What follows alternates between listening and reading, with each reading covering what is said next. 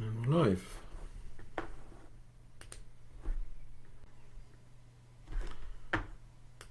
Here we are.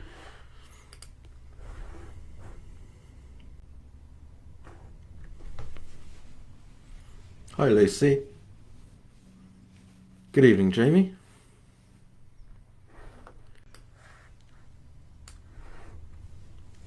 Hey Alex and Sally and Natalie. Glad you could all make it. Hope you're hearing me okay. Should be. Hi Peter. Hi Olivia.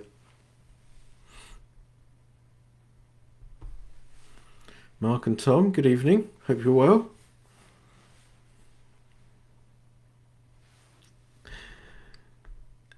Hi Becky.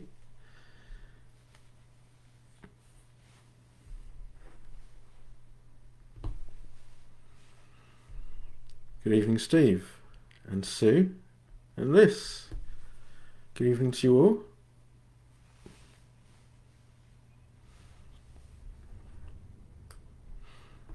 Just wait for a few more people to turn up. We are going to look at the relationship between doubt, although I think we will extend it to really all the hindrances. But doubt, nutriment, which the Buddha does actually talk about, it is more than just eating and drinking, but the relationship between doubt, nutriment and depression. I'm sure I'm not the only one who have suffered from depression in life at times. Does seem to be something that I'm not sure if it's that it's more prevalent now, mental health issues like depression, or whether we are just a lot more aware of these sorts of things and we have names for them, which perhaps previously in life we didn't have so many names. A few more people turned up. Rebecca, good evening. Glad you could make it. And Birgit and Bodil. And Sarah. Hi, Sarah. Hope the swimming is going well, Sarah. And Julia, good evening. So yes, so doubt, or really we're talking about self-view, I think, at the end of the day. Nutriment. Hi, Jason. Nutriment and depression. Okay. So why I thought this question from one of the students was really helpful was it was linking nutriment and depression, and I think that's right. Depression doesn't come from nowhere. There are things which feed a depressed state of mind. So I think it'd be really interesting to look at this, and it's very much the case that through identifying what the causes of depression are, rather than trying to solve the problem of depression, what you do, you focus on, well, what is feeding these depressed states of mind, and it's by examining that and then perhaps changing the way that we feed ourselves that we change the resultant states. Good evening, Jim. Glad you could make it. So, what would you say are the hallmarks of depression? If you're happy to talk about it. I mean, I can kick us off. I'm sure I'm not the only one. Good evening, Esther. Glad you could make it. I'm sure I'm not the only one to have experienced depression, but I can certainly... if I was to be a little bit more poetic about it, that it felt sometimes like I was living at the bottom of the ocean, a really deep ocean, and there was just the most incredible amount of psychological pressure. But allied to that psychological pressure, there was an inertia. So you imagine being at the bottom of the ocean, how difficult it is to propel yourself. And one of the key for me, one of the key factors was a total inertia, an inability to actually do things which might have lightened my load. So one of the hallmarks for me of depression is this incredible invisible pressure that seems to be bearing down on one. Sarah, all is doom and gloom.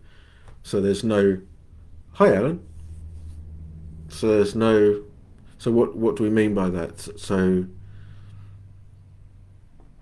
there's a very strong tendency at those times to think the worst of the world and think the worst of ourselves. Peter, feelings of severe despondency and dejection. Yeah. Birgit, very good also that yes, it's a lack. It's not just what's there, it's what's lacking also. The lack of joy and interest, definitely. Liz, low energy, yeah. No interest in anything beneficial. Obsessive negative thinking, yeah. Stephen, perhaps a sense of isolation. Absolutely. Absolutely. You don't, and it's this tendency, this inbuilt tendency with a depressed state, which is you don't want it to be taken away from you. The last thing you want is interaction with other people, which might potentially, bring you out of that fog. Natalie, the worst depression I had, there was this feeling of almost complete alienation from the world. Yep, so that same sense of isolation from others. I couldn't connect with anyone. Absolutely. Alex, despair, hatred, pessimism, sludgy, heavy mind. Okay, it's like, absolutely, I recognise all of those, Alex, absolutely. I'm just thinking it's like there isn't one of us that doesn't know what we're talking about here. Amy, so glad you could make it. We're talking about, well, I'm just asking people for their experiences of depression, of what it's like. Jim, nothing works. There's no point in doing anything. Yep, the future looks bleak. Sally adds complete self-absorption too. Yes, so it is absolutely insular. It's like we're sitting in a room and all the walls and the ceiling and the floor are all mirrors. It's just constantly just looking back at ourselves, gradually losing contact with what's potentially going on around us. And Rebecca adds reluctance to connect outwards. Absolutely, yeah. Julia adds lacklusterness. Excellent word. Heaviness, lack of energy, despair even. Absolutely despair. I remember in a Dhamma talk, Alan was asking for us to come up with ways in which people try to find the solution to the problem of suffering. I think it was something along those lines, and we all gave answers. And then he said, what about despair? And I said, from experience, I said, well, I tried that, and that didn't work either. Marie?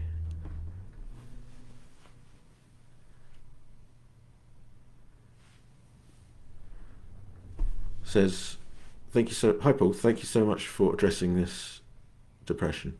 Your description is very apt. No one who has not experienced it seems to understand it. They just cheer up, the sun's shining, for God's sake. Yeah, which is obviously completely helpful when people tell a very depressed person, oh, come on, mate, buck up, sun's shining. I mean, what in the end prompted me to contact Alan, here's a story of a depressed person. At which point I realised that I had to follow, and because we can come on to this, it's like, because having a direction in life is, I think, is one of the keys. Having a clear purpose. Anyway, I was living in Bristol, and I was going from one dead end job to another. I was temping, and I just I was just running out of juice completely. I was literally coming to the end of my usefulness in the world, and I was due to go to some office job on the other side of Bristol, and I started out the journey to go to this new place to start this new job, and I didn't make it. I just didn't get there.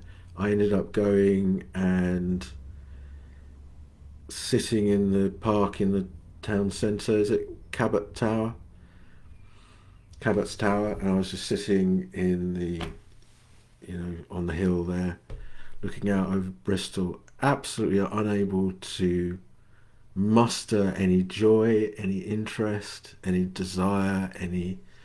Oh, I'd just become so weighed down. And in the end, I trudged back home to St Werburgh's, sunny St Werburgh's. And it was, now, the thing you have to remember, it was absolutely pristine spring morning. Not a cloud in the sky. So it was lovely and sunny. It was so beautiful. And I'm walking back towards my house in St Werburgh's in Bristol, and I walked past this lady, and she said, and it sort of like just crushed me. She said, "How can anyone be so sad on such a beautiful day?" I can laugh about it now, but it's like, oh. And I turned around to her and said, "It's like, maybe if I knew you, we could sit down and I could tell you, but I can't." And she just looked at me sadly and just shrugged and just went on her way. And it was that incident, really, I think, was when I finally looked into my heart and I said, "What are you doing? What is it that you really want? What is it that you've really wanted all your life, you know?" And within a few months of that, I was a monk ordained to the House of Tranquillity, at which point I had direction. I had meaning, not even a sense of purpose. I had a meaningful life. And it was a life that was fundamentally meaningful to me. And I think this is one of the major causes of not.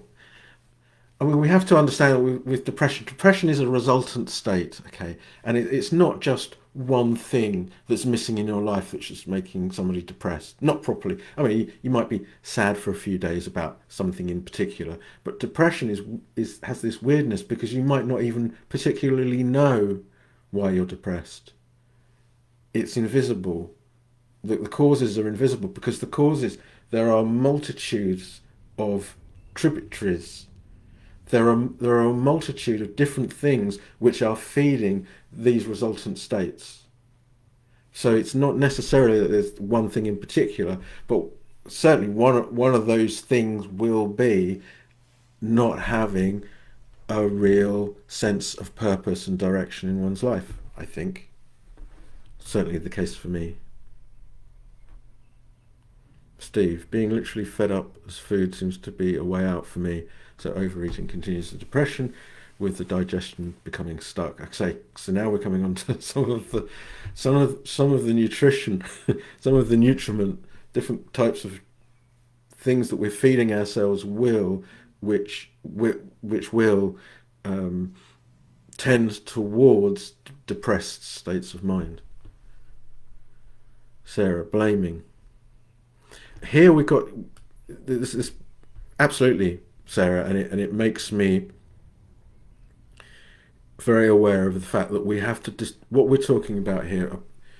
We're going to be talking about us as practitioners following the Noble Eightfold Path, and it is the the the key to walking the Noble Eightfold Path and making mindfulness really meaningful is the fact that we are no longer blaming for depression. We're not blaming. We're not. I remember that my grandfather, for instance, would have the what we call brown study times, where he'd go into this brown study. He was unable to communicate around him. He would just whistle to himself, sitting in his chair, because he didn't know what to do with himself.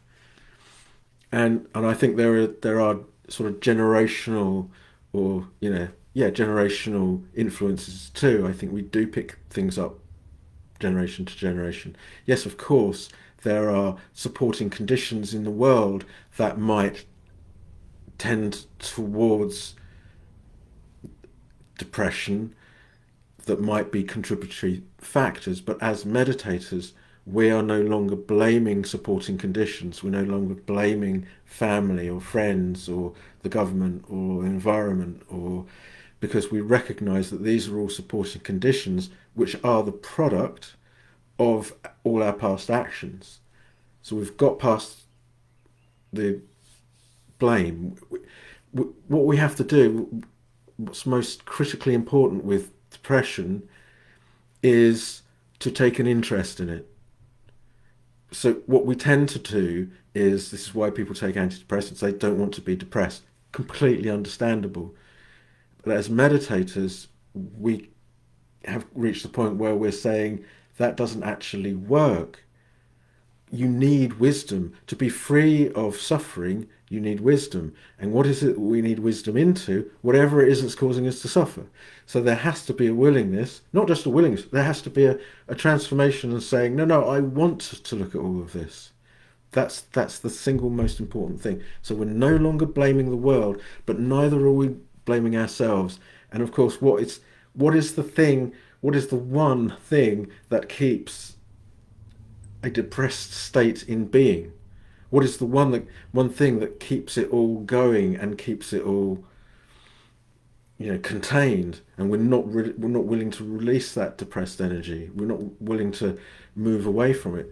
What is that one thing? It's the fact that we're constantly at war with ourselves, and we are blaming ourselves. We're either blaming the world. How could she have done that? How could he have done that? Or we're blaming ourselves. How could I have been so stupid? How could I? Why haven't I got any? Because it builds on itself. It reinforces itself, because we feed the monster of depression with yet more self-concern. So, oh, how could I be so useless? How could I be so useless that it's midday and I'm still in bed and I can't move? How stupid am I? And that just keeps you crushed. That's where the intense pressure comes from. You keep yourself crushed in this state, this stasis, unable to move out of it, because what we're doing is just replicating what we've been doing in the past in terms of habitual mental behavior, and it's just holding us and gripping us, and we're just doing more of the same. So it's just the clamp is just tightening all the time. I speak for myself. Peter, attachment to when things were better in the past. Okay, so now we're moving on to what are some of these ways in which we feed the depression monster. And what we're talking about here is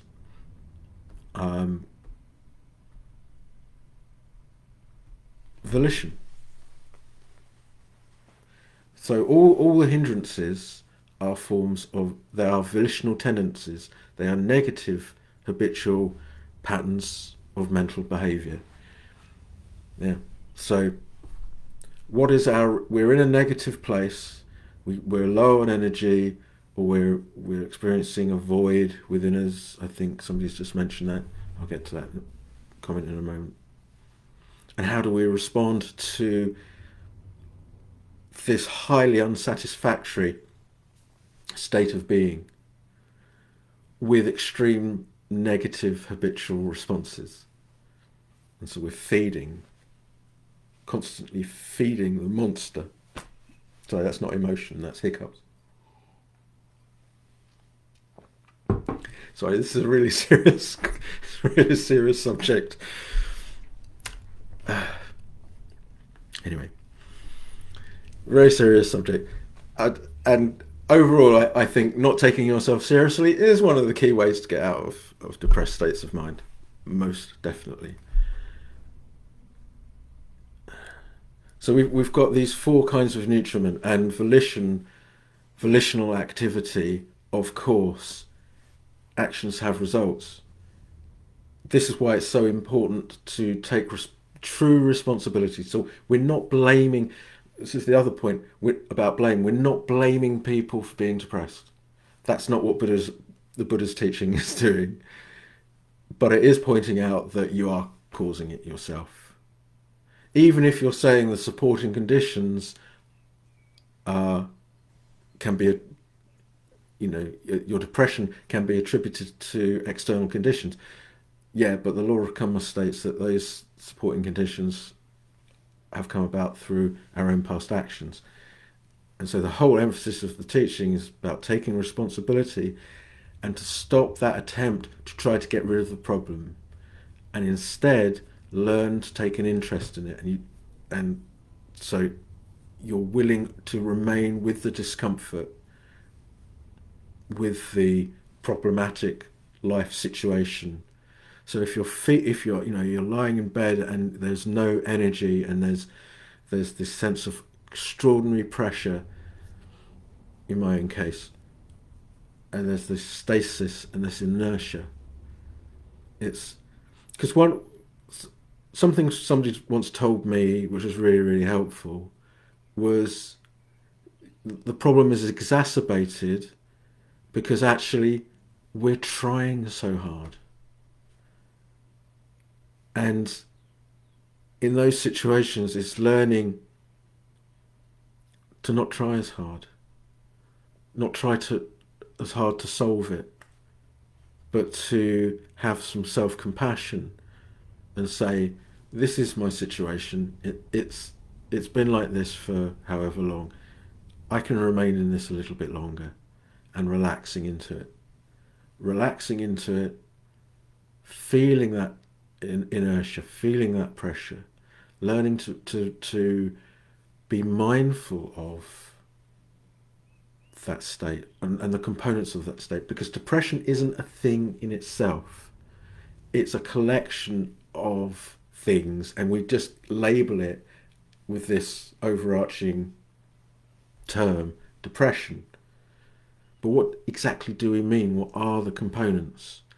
As they're unfolding, it's that willingness to just rest with what is, let it be there. What harm is it going to do to just let that sadness or that heaviness or that feeling of disinterest, rather than see, because what we tend to do in that state is passionately crave for life to be different. So imagining what this other life would be when you're not depressed, and the good things that would be in there, all that's doing, there's that comparison that's going to happen, and then you're just going to feel even worse as a consequence.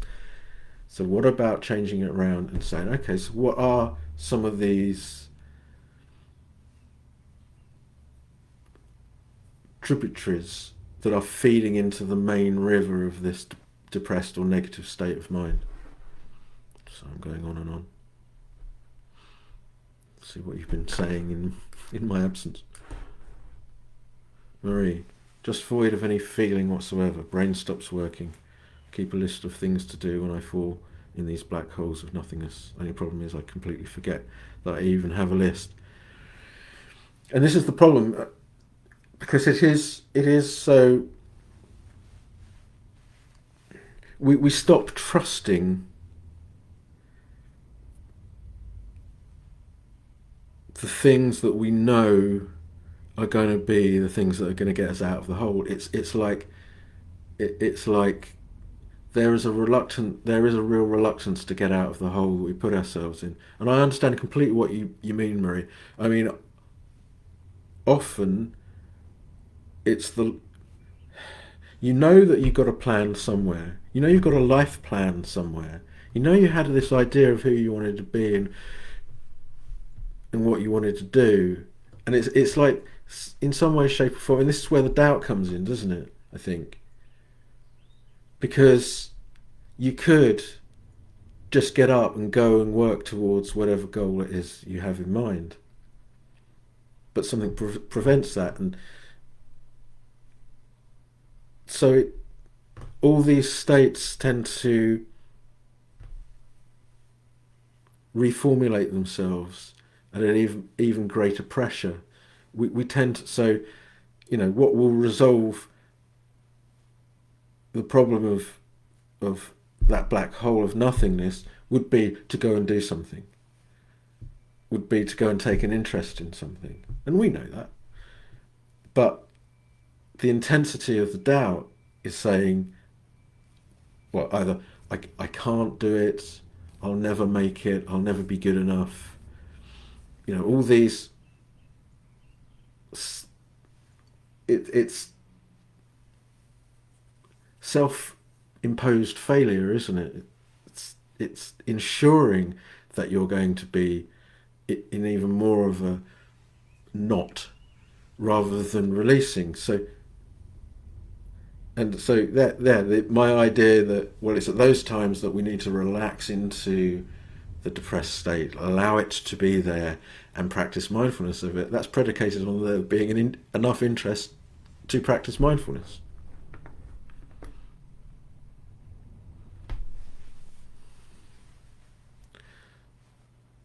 Sue, good evening, Sue. I understand that I do depression, but then beat myself up for wanting to do it.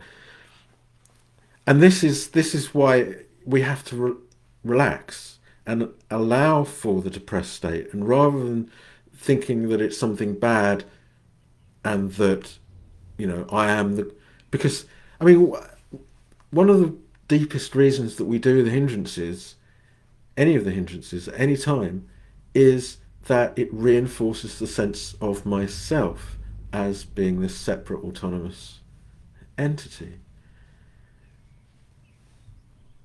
So it's a bit of a subtle ego trip.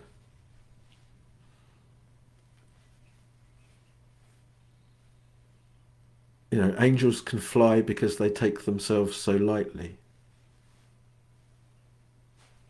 Yeah. And what's missing at this time? Lightness. And what's very much there? Self-concern in huge amounts. And I'm not saying that as a criticism, it's just an observation. And yeah, so we criticize ourselves for being so stupid as to get into a depressed state by being so critical of ourselves. It just replicates itself over and over again, and the pressure just keeps on increasing. Hi, Maxine and Jeff. Hello, Pam. Really glad you could make it. We're talking about heavy stuff here. Sarah. Anger at any jolly up folk. Jolly up folk? Oh, people that are jolly. Okay. Hatred can turn against oneself. Addiction to drink or drugs compounds the problem. Of course it does. But is used by some compulsively to escape the dark, gloomy self-hate, disgust, venom. Wow. Yes, absolutely. Absolutely. So here we have to, I was very much addicted to nicotine in the early part of my life, and that was not helping the depression.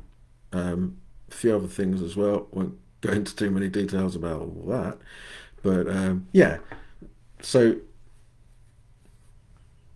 in terms of just like physical nutriment, what we're actually taking in, what we're imbibing, will have a huge impact on our overall spiritual well-being. Jim, I know when I received a rejection during my last job search, a future of poverty and living on the street came to mind. There was no possibility that I might be gainfully employed again. This lasted a few minutes and I could see my feeling of well-being decline. But after those few minutes, I recognised it and chose to think another way. And out of interest, Jim, what was that other way? Um, because again, that's food. We choose these narratives, and we are either feeding a bright next conscious experience, or we're feeding a very dark next conscious experience. And we keep on doing it. This is what I'm saying. They're tributaries. They're not individual isolated incidents that leads to an overall sort of state of depression. They are regular little morsels from a whole wide range of angles. We'll start coming on to Noble Eightfold Path and how we overcome all of this. Because it seems to me that the Noble Eightfold Path is so brilliantly presented because it starts with right views, right aspirations. Our views about what we think life is all about informs the direction we take in life. One of the key factors for my depression was not having... I had a chosen route in life, but it required tremendous self-confidence in my own abilities as a musician to be able to move forward with it. And I simply did not have that confidence. There was this overwhelming fear of failure, self-doubt, and all these kinds of things that interfered with it. And so I could not produce what I needed to produce in order to move forward. And another thing I was not very good at until I finally let go and took some advice, which was when I met Alan, was that, I was very reluctant to take anybody's advice about anything. So my view structure and my aspirations were informed by what I can only describe as intense conceit. So, you have to, in order to succeed at something, you have to fail many, many, many, many, many, many times. And if you're not prepared to fail, you haven't got much of a direction in life, and you become directionless. And so I think the Buddha, beginning his entire teaching with, get your views about life straight, get your aspirations straight. If people have wrong views about life, then they have wrong aspirations, and you start going down the wrong path. So in order to get onto the right path, and what we mean by right and wrong in context, as I'm sure a lot of you realise, what we mean by right and wrong in context is that which leads to an increase in levels of suffering and that which leads to a decrease in levels of suffering. So one is wrong and the other is right. So, yeah. So what we're talking about is, like, if someone is getting really, really depressed a lot, you've got to look at your views about life. Jim, I realised the future I was thinking was one possibility. Yeah, but there were many possibilities and some of them were quite positive. Yeah, and there's something to be said for the way that we narrate our lives. So the views we hold about lives and the way that informs our thinking will inform our perception. And so on a practical level, if you're looking for a job and you have a positive attitude that I'm sure there's going to be an opportunity somewhere, you will perceive that opportunity. Whereas if you take your narration is, there is no possibility of me ever getting a job because I'm so useless, to a very great degree, that is your world. You are creating the world as you go along. Life is actually unfolding in real time. It is being rendered in real time. It's not pre-formatted. In actuality, if there's time, we can come on to that. So if you take on board the Buddha's teaching, you take responsibility for your actions having results. You say, well, this situation that I'm in is because of what I'm feeding. It's these four nutriments. We haven't really gone through these in very great detail, but edible food, sense impressions, like what do we dwell on? We've got five physical senses and the sixth sense of mind. What do we dwell on? What do we feed ourselves in terms of sense impressions? That's key. And consciousness, well, consciousness would include things like the views that we hold about life, um, what we dwell on internally. Yeah. So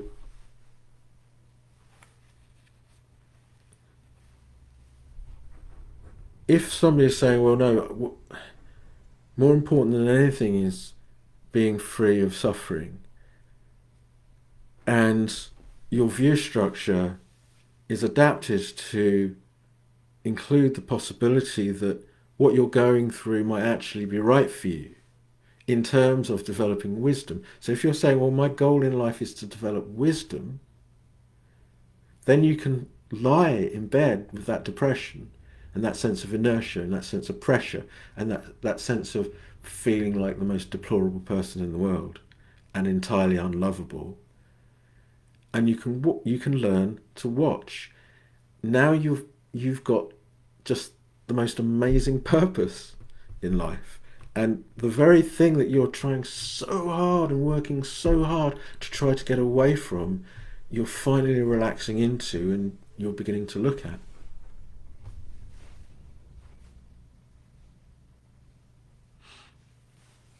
Jason really had predicted what I was going to say.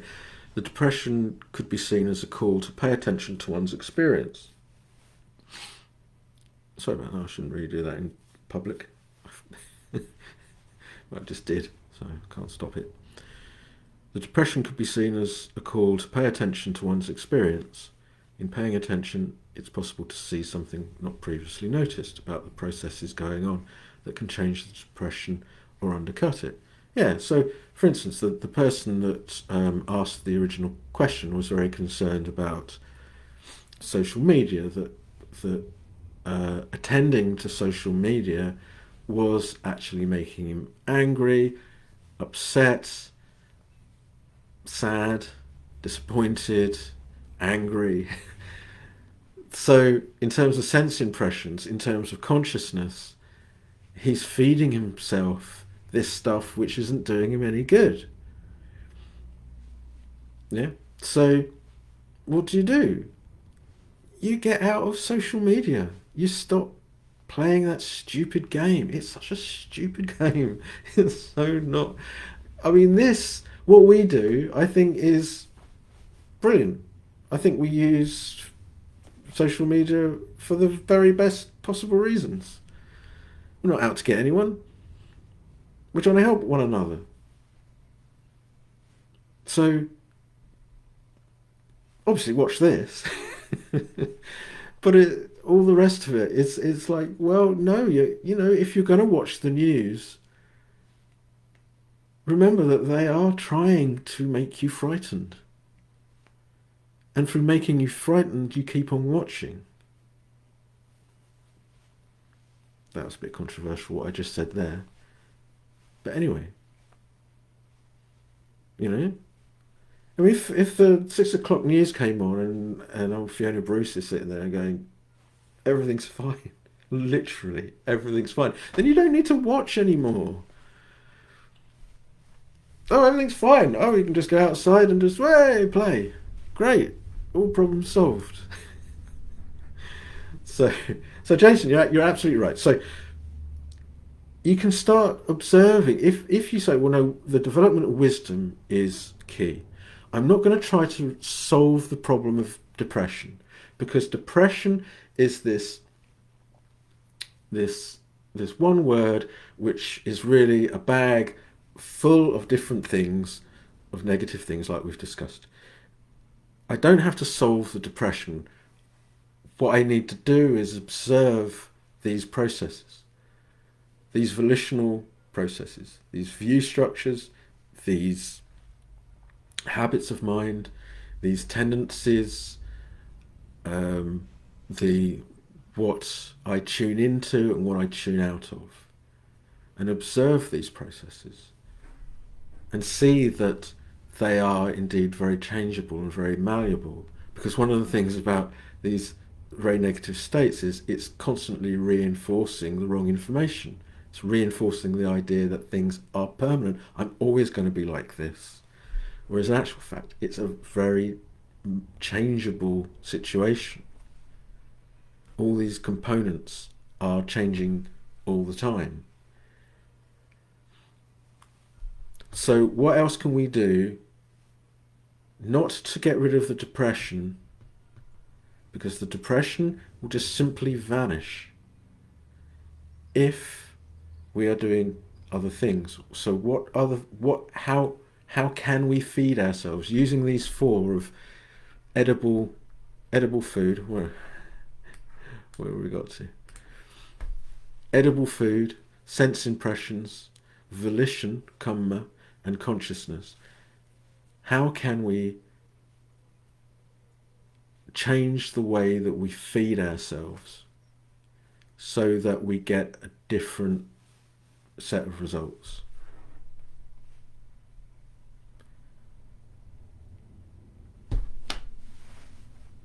Firstly, comes to my mind, edible food. So yeah, I think it was Steve made the point that we try to get rid of our depressed state. We find something to do, which is eat all the chocolate digestives. But then we eat all the chocolate digestives, and how do we feel as a consequence? One, we've got no chocolate digestives. Two,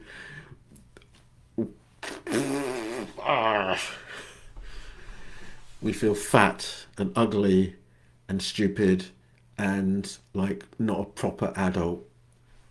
And that just exacerbates our depressed state. So, moderation in eating, staying away from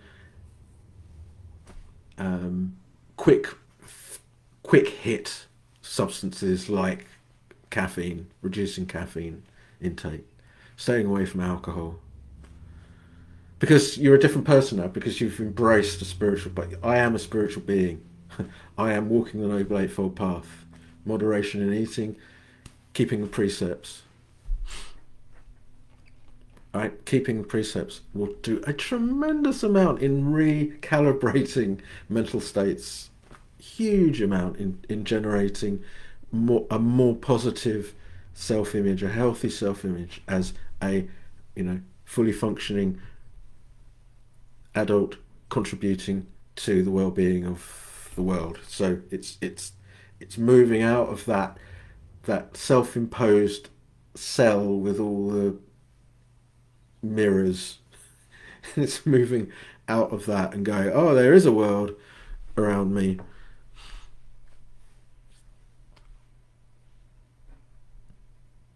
Peter, is it the unpleasant feelings of depression that we are trying to escape from? Yeah, as opposed to suffering, which I understood from one of Jackie's lectures, is an action as opposed to a result. Suffering is something we do, i.e. hindrances, that is to say, inefficient coping strategies, or have I misunderstood this? Feelings are resultants.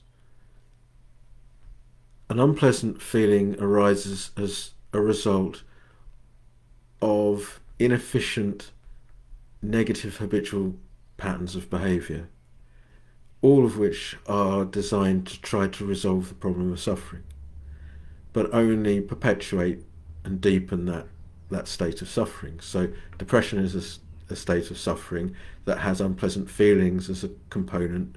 We try to get away from the unpleasant feelings through, let's use the example of fantasy, thinking about how life could be, where we're this really amazing person who's absolutely on it and brilliant. As a consequence of engaging in that displacement activity, that escapism, on the mental level, whenever we end that, we are confronted with the perception of our reality, which then the comparison between the fantasy and the reality reinforces the sense of depression with its pressure, inertia, unpleasant feelings, and so forth.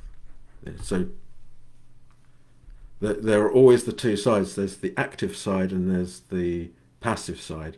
The passive side is the resultant side, what we're left with after we practice habitual negative behavior, whether it's acted out in the physical world or it's just acted out in our minds. It still produces painful resultant consciousness.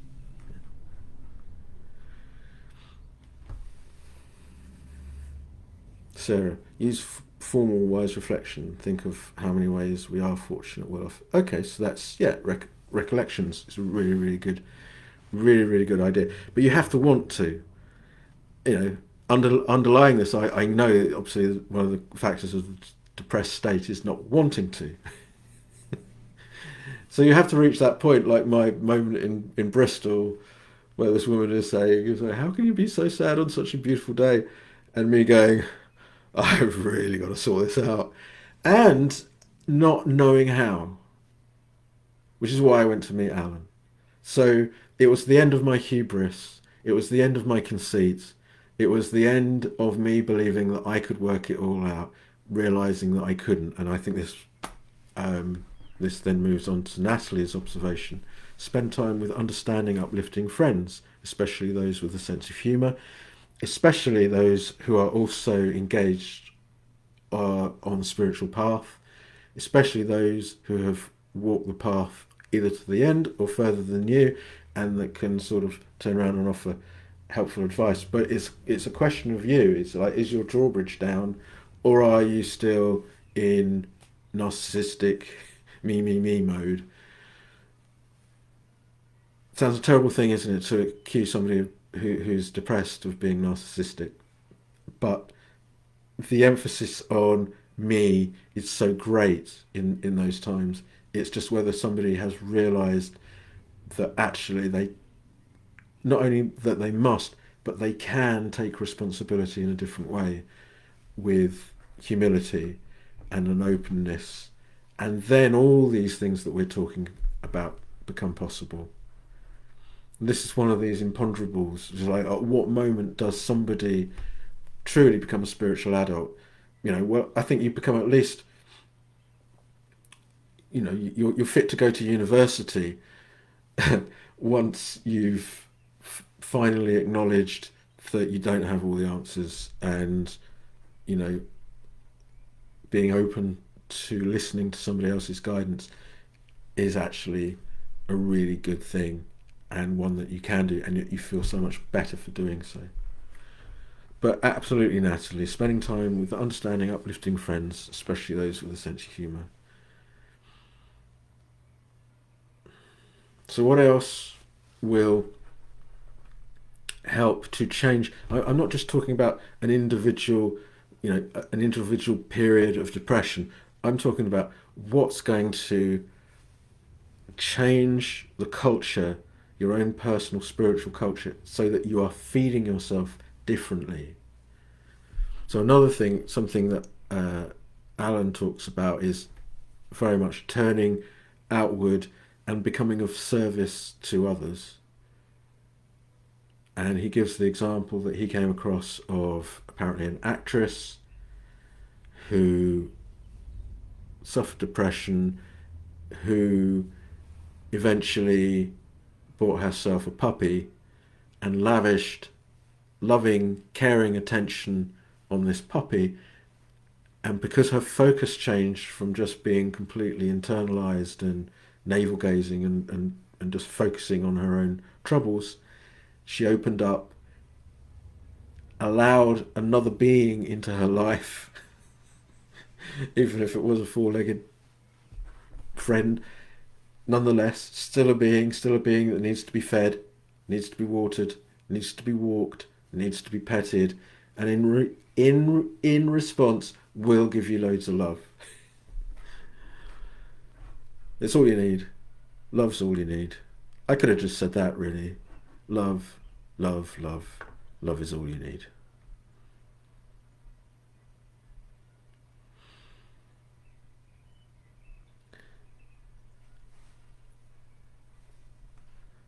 So obviously that includes. Please keep going with your contributions. Don't stop there.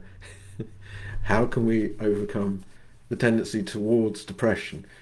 Well, how can we overcome the net result of being depressed?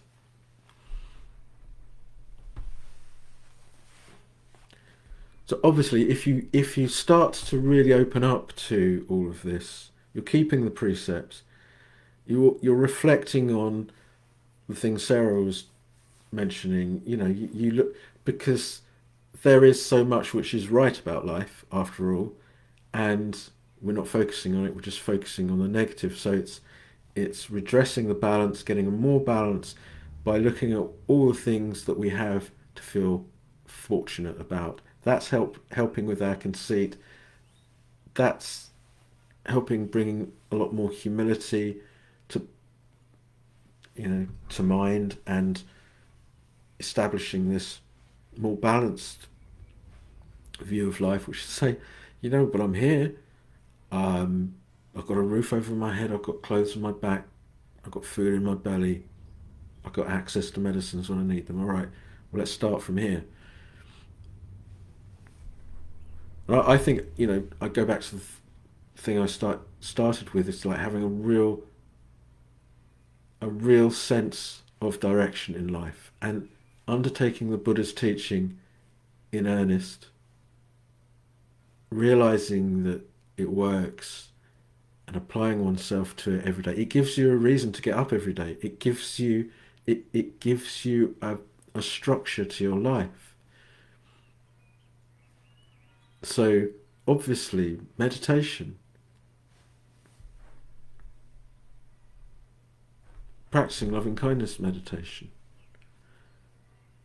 being willing, being interested to understand what these tributaries of negativity actually are, that lead to the development of this bitter lake of depression. Actually observing these processes, actually observing the self-doubt arise, actually acknowledging the self-hatred arising, seeing, actually recognizing where you're at odds with reality and not accepting of reality. They all produce painful results.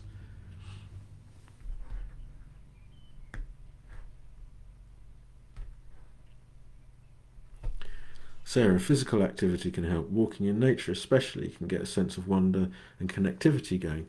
Yes, because you're moving.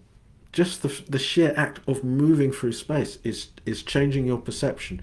It's that depressed state is so congealed, isn't it? Curled up in a little ball in your in your bed with your duvet over you, smelling pretty rank by this time. And you finally manage to hoik yourself out of bed. You go and have a wash, clean your teeth, and then you go out and you visit a park, or you just move. You go into the countryside if you're in an area. You just move. You move that energy.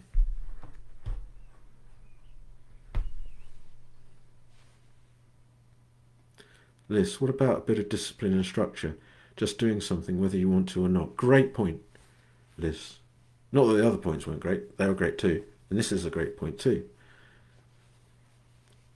It was so useful for me entering into full-time training. It was so useful because I just had to do what I was told. I had to be there. There was a discipline. You are expected to be at the first meditation at 6:30. Not that I always got there, but there is a structure. There's a routine. There's after breakfast. There's a work period for 40 minutes. And you work. You do the hoovering. You do the cleaning. You do the dusting. You do the sweeping. You do things. You clean the loos. You do things. And very quickly, within a very short space of time, that discipline and structure had helped to give me such a sense of, I have to say, well-being, such, because you're serving something outside of yourself. It's not egocentric in the same way. Of course, you know that you're doing it because it's in your own best interest to do it, but you're also doing it because it helps other people too, and that is helps hugely to create a healthy self-image, which, remember, is really at the core of all of this. So yes, Liz, very good. Sally, noting transience in the times we're not depressed can help. When we are, as we know it cannot last. Yes, absolutely. I remember. I think I've told this anecdote before, but it was just simply of seeing somebody who identified herself as being someone who suffered from depression and who felt that she was depressed all the time. Absolutely crying her eyes out, laughing at a TV program we were watching. Absolutely full of joy. But she saw that state as being permanent and would always go back to it because it's how she identified. So identification is key with all of this. We identify with certain states saying, well, even though I was full of joy there, this is the real me. No, none of them are the real you, because they're all transient states. And the more that you see that they're transient, the less inclined you are to identify with certain states above others. So absolutely, yeah. Natalie, didn't Jackie say to wear bright and colourful clothes? Yeah.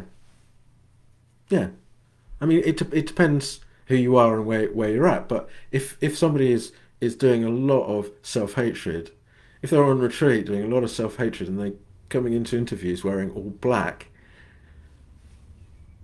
could you just put a little bit of colour on there?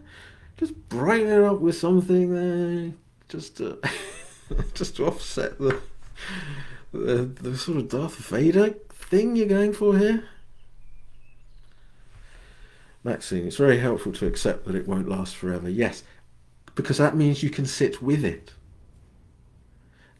Not taking yourself terribly seriously, I think, is really, really helpful.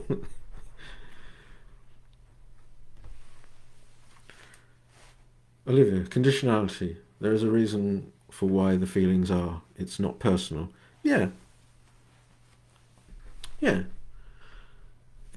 this is why I like this idea of these nutriments, these tributaries of what we're feeding these future states with. It's what we're doing now. We're creating. I am creating my future right now by doing this. You are creating your future right now by taking part, even if you're just watching and listening. You're doing it. You are acting volitionally. This is kamma. This is something that you're doing, and this will affect your future. Yeah. Why is it that when remember when we used to come here on a Wednesday night, and you might leave the centre, you might have come to the centre, you might have been rushed, or you might have been anxious, or you might have been fearful, or you might have been just heavy, or whatever, and you go out feeling light, and you're chatting with people, and life feels good. It's because the Dhamma is good. It's fundamentally good, and we feed ourselves with the Dhamma, and it therefore affects the way that we live life. Why do you think people go to church and sing? Because it fills them with joy. Why do you think people go to football matches and sing? Because it fills them with joy. Unless you're watching England. Oh no, we're not talking about that. I don't want to get depressed. Jan, does this apply to anxiety too? Can you please say something about dread? Perhaps this is something we could do in a different live stream in detail, because we're running out of time now, Jan. But absolutely, perhaps we could talk about trauma and dread and anxiety and fear and so forth. But essentially, it is the same thing. It fill your life with joy. Practice Buddhist recollections. Practice recollection of one's good fortune. Practice loving kindness meditation. Practice compassion meditation. Anything that we can do that reduces the degree to which we are in an egocentric mode of being, that, you know, so that's going to help allow us to sit with anxiety and dread as well as depression. So essentially, a very shortcut way of putting this is walk the Noble Eightfold Path. I mean, really do it, not just, you know, hypothetically, but really do it. Keeping precepts, generating loving kindness and friendliness, going outward, being of service to others. Julia, gardening, yeah, going out into nature, getting on your bike, getting on your skateboard. I don't know what does it for you, Jan, but, you know, getting up early in the morning, Pamela suggests. Yes, there is something about, I wish I could do it more often. Walk or bicycle, think of the wonderful opportunity of being introduced to such a wonderful meditation centre and teachers. Look after a pet. Excellent. Yes, all those things, Pamela, definitely. It's about what you're choosing to feed your future with. Marie, connecting to what Sarah said, yes, beating depression is long-term work, exercise, fresh air, meditation, good nutrition, getting good routines. When it hits you, just be mindful. Yeah, it's not just hitting you though, Marie. Because that suggests that it's not you doing it to yourself, but you are. That's the big difference. It's saying that it's not just one thing. It's a tributary. These are tributaries. They're feeding the main river, the main lake. All these different tributaries. There's lots of different things. There's views you hold about life. It's the way you react to things. It's the self-criticism. It's not just one occasion. It's building up over time. So we have to develop mindfulness of those things too. Maxine, growing vegetables and sharing them. Good. Julia, avoid wearing dark colours like black, grey and the like. Yes. Peter, for me it was only gaps of my depression could I A, disidentify with the depressive state, and B, come up with an effective coping strategy. However, in the midst of the depression, I am completely stuck in it, and it appears that I absolutely can't get out, hence despair. That's the tough bit for me. Yes, I think that we commit to walking the path. We see that coming to realize the cessation of suffering, including depression, is the meaning of our life.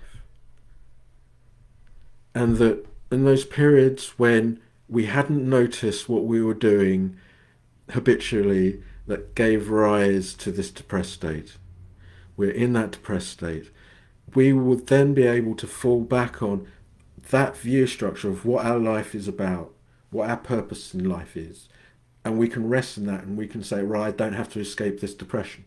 Because before that, we always had to get out of this depression, which was only getting us to cling even more tightly to the depression. Let's stop trying to get out of it. Resting in the view structure which says it's okay not to get out of this. I'm going to be in this, and I'm going to let it be, and I'm going to watch. I'm going to watch the painful feelings. I'm going to watch all these habitual tendencies. I'm going to watch the inertia. You know, I'm going to let it be. You'd be amazed at the difference that makes. So it's about it's getting the big picture sorted out. What if you like black and grey? Well, you know, it's nothing wrong with black and grey. It's just if somebody has a tendency to a lot of, it's like, you know, if Maxine, are you a fan of death metal music? Probably not. Some people are, but if they suffer a lot of depression, it's probably a good idea just to let the whole death metal thing just go for a little while. Maybe listen to some Vivaldi.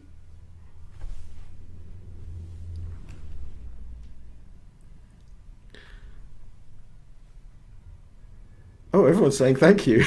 It's time to go. All right, go on, boys. Can stop now. We're all going to go. Right, thank you. Thank you for your thank yous. I'm glad you've enjoyed it. I've enjoyed doing it. We're there. Okay, so we sorted it out then. And I hope none of this has come across as glib. I had my own battles with it. I'm so glad I found Alan and the Buddhist teaching and the centre and full-time training especially. I hope I've put that across. So, late joining, great live stream. Okay, great.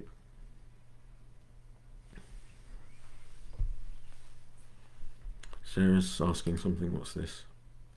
Living and working in and for and receiving from a sangha of those who share beliefs, practices and goals is the best supporting condition.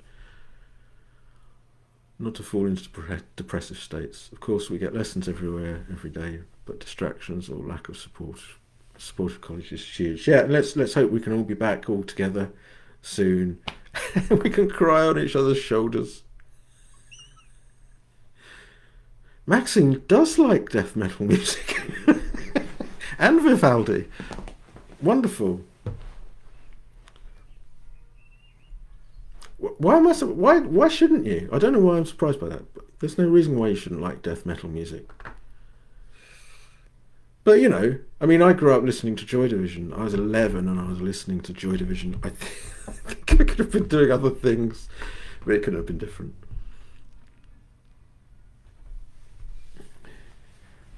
Taking the teaching to the front line, Peter. Okay.